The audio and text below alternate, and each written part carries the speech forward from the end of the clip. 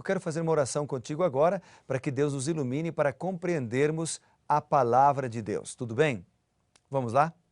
Bondoso Deus, nos ajude agora com a sabedoria dos altos céus para compreendermos a Tua palavra.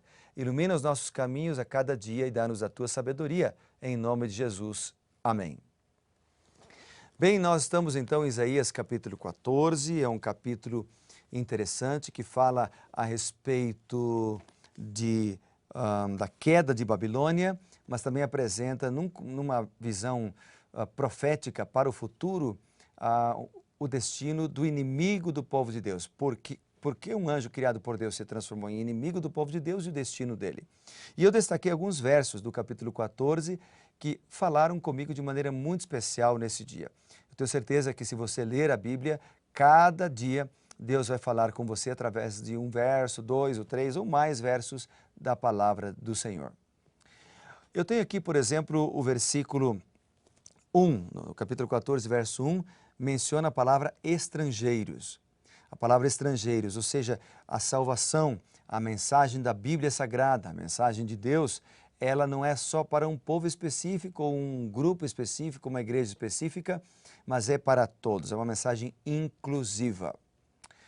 Outro verso que me chamou a atenção aqui é o verso 3, quando aparece a seguinte expressão: no dia em que Deus vier a dar-te descanso do teu trabalho, descanso das tuas angústias e descanso da tua servidão. Ou seja, o que o versículo 3 está mencionando aqui, ela é uma promessa que se cumprirá plenamente com Israel espiritual na Canaã celestial, quando Deus nos der a vida eterna.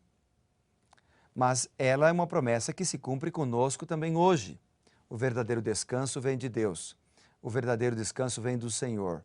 A proteção contra os problemas vem do Senhor. Então, o verso 3, ele fala sobre isso. Claro, obviamente, para aqueles que quiserem receber de Deus essa proteção. Um outro verso que eu destaquei aqui, que também me chamou a atenção, foi o versículo 5, que diz assim: quebrou o Senhor a vara dos perversos e também o cetro dos dominadores. Obviamente aqui ele está mencionando que Deus quebraria o poder de Babilônia, num contexto mais literal, né? Mas ele também nos está falando com isso que Deus é justo, que Deus está de olho no seu povo, que Deus olha por você e vela por você, ou seja, Ele cuida de nós. E Ele, o verso também diz, tem poder para nos ajudar, tem poder para nos livrar de todo o mal. Por isso que a própria oração do Pai Nosso, por exemplo, diz lá: livra-nos do mal. Não nos deixes cair em tentação, mas livra-nos do mal. Porque nós estamos fazendo essa oração para um Deus que não só quer, mas pode nos livrar. Amém, né? Linda mensagem. Outro verso que destaquei aqui é também o versículo 9 e o versículo 10, onde diz o seguinte: o além desde o profundo se turba por ti, para te sair no encontro. E depois o verso 10 diz: todos esses te respondem e te dizem: tu também como nós estás fraco e és semelhante a nós? Então o que o texto está apresentando aqui, né, na verdade, o verso 9 e o versículo 10, é o seguinte: é de que Deus, Ele nos liberta das forças do mal, assim como podia libertar o povo das forças de Babilônia. O que mais? O versículo 10 está fazendo uma pergunta para o anjo que depois transformou-se no anjo do mal, Lúcifer. Ou seja, ele é o autor do mal, ele é o autor de toda a desilusão, de todo o problema, mas ele também é o autor da morte. Aquele que criou a morte um dia seria morto, como diz Apocalipse 20, por exemplo. Ele beberia do seu próprio veneno. E depois do verso 12 em diante, nós vemos aqui o seguinte: nós vemos uma descrição deste anjo que transformou-se num anjo mau, Lúcifer, que transformou-se em diabo, Satanás. Deus teria criado um anjo mau para nos atormentar? Obviamente que não. Deus criou um anjo perfeito. Tanto aqui em Isaías, como também em Ezequiel, menciona que Deus criou um anjo perfeito. Então, em Isaías capítulo 14, verso 12 em diante, falando aqui do rei de Babilônia, então ele apresenta a história de Lúcifer. Ou seja, as características do rei de Babilônia também eram as características de Lúcifer. Como lá em Ezequiel, quando Deus fala que as características do rei de Tiro também eram as características de Lúcifer. Então, lá aqui em Ezequiel, em Isaías 14, e em Ezequiel 28, nós temos, ambos capítulos falam da descrição do anjo perfeito, que foi criado perfeito e que transformou-se num anjo mau. Um detalhe me chama a atenção aqui. O profeta Isaías e também o profeta Ezequiel, eles usam as características de reis governantes para ilustrar as características de Satanás. Ou seja, ou nossas características, as características da nossa vida ilustram Satanás, ou elas ilustram Jesus Cristo. Ou através de nossos atos, ou através de nossa vida, nós estamos ensinando sobre Jesus Cristo, ou nós estamos ensinando sobre Satanás. Nós é que tomamos a decisão, a escolha é nossa. Bem, mas ao falar sobre este anjo, a Bíblia diz: como caíste do céu, ó estrela da manhã, filho da alva, como foste lançado por terra, tu que debilitavas as nações, tu dizias no teu coração: eu subirei no céu. Assim como o rei de Babilônia dizia isso, Lúcifer também tinha esse desejo no seu coração. Eu subirei no céu, acima das estrelas de Deus, exaltarei o meu trono, no monte da congregação me assentarei, nas extremidades do norte, subirei acima das mais altas nuvens e serei semelhante ao Altíssimo. Qual era o grande problema de Lúcifer? Ele desejava ser semelhante ao Altíssimo. E você vai me perguntar, mas pastor Evandro, esse não deveria ser um desejo de todos nós, sermos semelhantes a Deus? Obviamente que sim, no caráter, no amor, no altruísmo. Mas o que Lúcifer queria era ser semelhante a Deus no poder, na natureza. Lúcifer queria ser semelhante a Deus para ser um Deus, ser adorado como Deus. Ou seja, ele queria estar no lugar de Deus. Então, esse é o grande problema. Ele começou, a se corromper.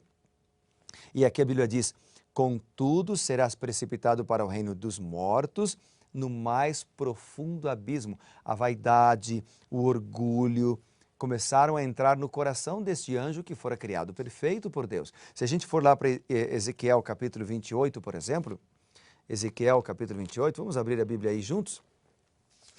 Ezequiel capítulo 28, vamos ler comigo. Diz a Bíblia Sagrada, a partir do versículo 14, é o mesmo ensinamento aqui. Diz: tu eras querubim da guarda, ungido, e te estabeleci. Permanecias no monte santo de Deus, no brilho das pedras andavas. E aí o verso 15. Perfeito eras nos teus caminhos, desde o dia em que foste criado, até que se achou iniquidade em ti.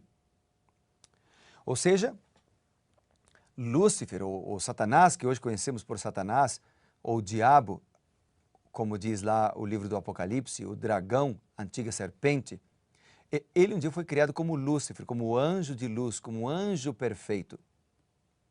E Ezequiel apresenta isso, e Isaías apresentam isso, para dizer o seguinte: todo mal, toda tragédia, toda desilusão não vem das mãos de Deus.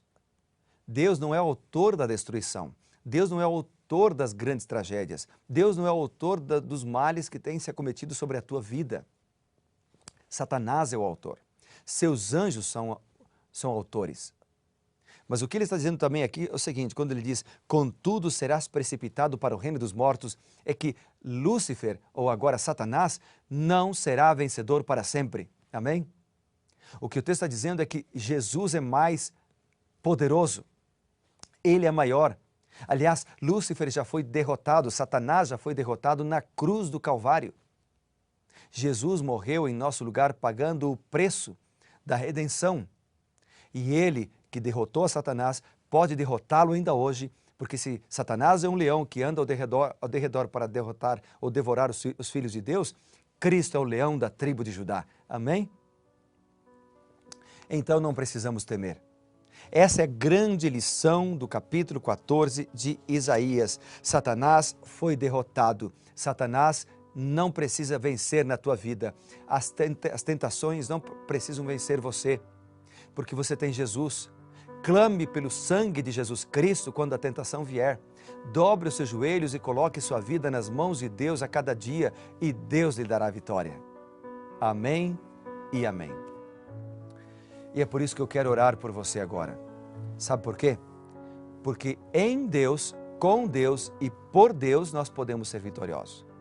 Satanás é autor de toda tragédia, mas Cristo é o autor de todas as bênçãos. Louvado seja o nome do Senhor por isso.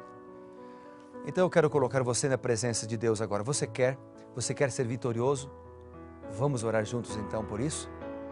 Amém, né?